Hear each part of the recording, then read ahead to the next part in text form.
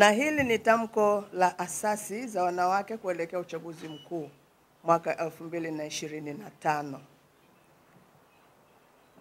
Tamko limetolewa tarehe 23 mwezi Oktoba mwaka 2025 hapa Dar es Salaam.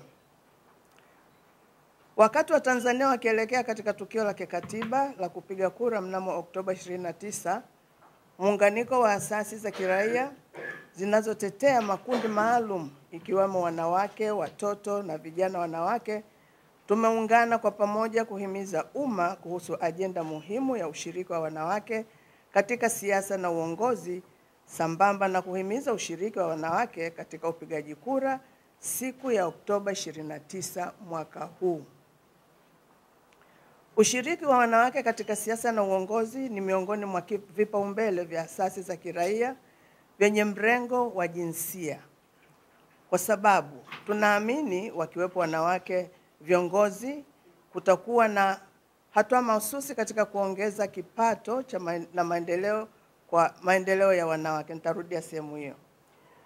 Kwa sababu tunaamini wakiwapo viongozi wanawake kutakuwa na hatua mahususi katika kuongeza kipato na maendeleo ya mwanamke.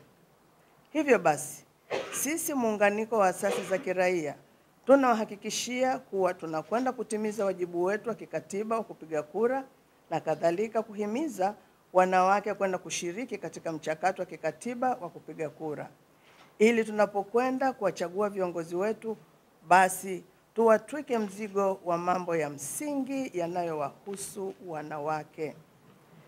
Viongozi hawa tutakaowachagua tunaamini kwa baada ya mchakato huo tutawatwika madai yetu ya kimaendeleo yanayowahusu wanawake, watoto, wanawake vijana na watu wenye ulemavu na ajenda nyinginezo za mrengo wa jinsia. Tanzania ni miongoni mwa nchi chache za Afrika ambazo zimepiga hatua katika ajenda ya ushiriki wa wanawake katika siasa na uongozi. Kwa mara ya kwanza, Tanzania imepata kiongozi mkuu wa nchi mwanamke, Mheshimiwa Samia Suluhu Hassan, ambaye pia anawania kiti hicho cha urais kwa tiketi ya CCM. Kadhalika mwaka huu kumekuwa na wagombea wengine wanawake wa urais akiwemo Saumu Rashid kutoka UDP na Mwajuma Mirambo kutoka UMD. Kwa upande wa wagombea wenza wa urais kutoka vyama vingine ni pamoja na Evelyn Wilbard Munisi kutoka NCCR, Husna Mohamed Abdalla kutoka CUF, Aziza Haji Suleiman Demokrasia Makini, Amani Selemani Mzee kutoka TLP, Chausiku Hatibu Mohamed kutoka NLD, Sakia Musa Debwa kutoka SAU, Chuma Juma Abdalla na Devota Minja kutoka Chauma. Hii ni hatua kubwa ya kidemokrasia kwa Tanzania na kwa ajenda ya ushiriki wa wanawake katika siasa na uongozi. Tunapokaribia uchaguzi mkuu, tunapenda kuwakumbusha Watanzania kuwa mwanamke kiongozi anaposhika madaraka asihukumiwe kwa jinsia yake, bali kwa uwezo, uzoefu na dira yake ya maendeleo. Ikumbukwe kuwa uongozi wa mwanamke si tishio, bali ni nyenzo ya kuimarisha demokrasia jumuishi yenye kusikiliza na kutenda kwa manufaa ya wote. Tunapenda kuikumbusha jamii kuwa katika kipindi hiki cha kampeni na uchaguzi ni muhimu kuepuka lugha za kejeli, udhalilishaji na mashambulizi ya kibinafsi, hasa katika misingi ya kijinsia. Badala yake mjadala wa kisiasa ujikite katika sera, ilani na hoja zenye kujenga taifa. Wanawake wanaowania nafasi kuanzia ngazi ya udiwani hadi urais wasibezwe, wasitukanwe, na tunakemea vikali lugha dhalili zinazotweza utu wa mwanamke au wanawake, hasa wanasiasa na viongozi wengine wanawake.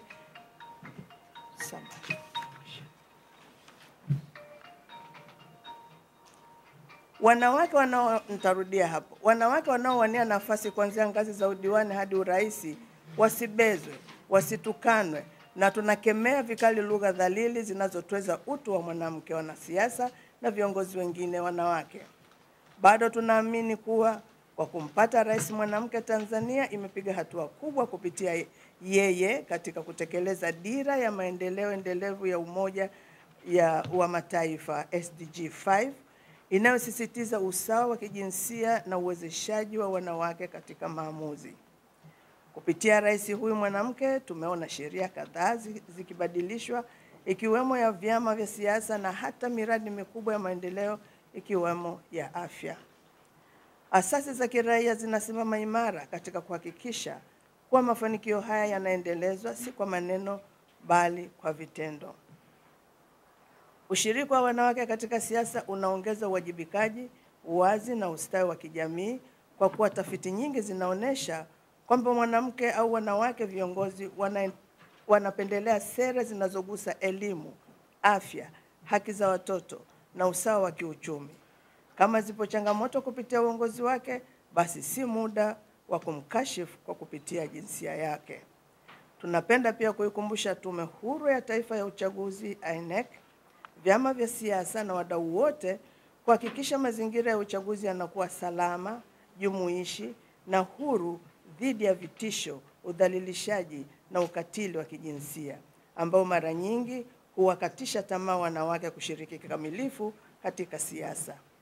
Tunatoa wito kwa vyombo vya habari kuendelea kutoa nafasi sawa kwa wagombea wanawake, kuratibu midahalo, makala na mijadala inayojenga uelewa wa umma juu ya uwezo na mchango wa wanawake katika maendeleo ya taifa. Kwa muktadha huu tunasema uongozi bora hauna jinsia, una maadili, dira na dhamira ya dhati ya kuwatumikia wananchi. Tunaamini kwa taifa lenye usawa kijinsia katika uongozi ni taifa lenye amani, ustawi na maendeleo endelevu. Tanzania ni yetu sote. Wanawake na wanaume wanapaswa kushiriki kwa usawa katika kuijenga. Imetolewa na muunganiko wa asasi wa wanawake na watetezi wa usawa kijinsia Tanzania, hii tarehe 23 Oktoba 2025 Dar es Salaam, na wafuatao ndio washiriki wenyewe ambao ni Ulingo wa Wanawake, Women Welfare Tanzania, TAMWA, Binti Makini, Wajiki, WILDAF, WFT, Young and Alive, Generation Act na TAWLA.